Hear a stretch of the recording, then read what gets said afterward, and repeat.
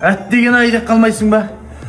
Бейтінде қайрат ордан тегін мәші бергел жатқан біліп түсіңдер. Әттеген ай деп қаласыңдар. Кейбіреулер отыр. Вай, манадар бүйтет, манадар қайтет. Қойш бұларды деп жатқан болуы мүмкін. Деме маған. Тегін мәшіне берем дедік, береміз. Не бары 11 күн қалды. Бұның шарты бізді Гуанчжоу қаласы, Дензян қаласыз, Жуанфаға қойсаңыз болды.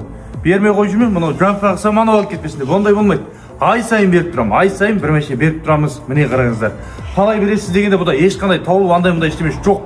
Жұбо қыламыз. Сол жұбода сан жазасыздар. Сан мысалы 15, 16, 56 warning деген сандар жазасыздар. Сол сан бойынша шыққан адамға бір мәшіне тегін беріп, гоху анағынасын бір ағысып береміз.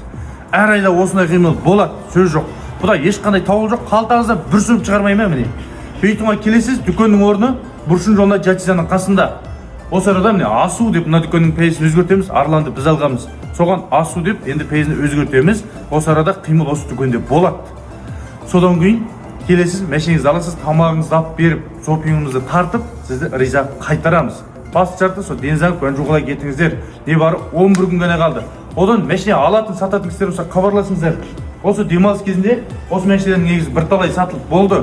Денжігін алатын алып, айтпайды болды. Ертең жігіттер деген ұшады екен. Мынадардың бәрі гоху, анау, мынау. Сонда мынарада да мәшине қалмай қалды.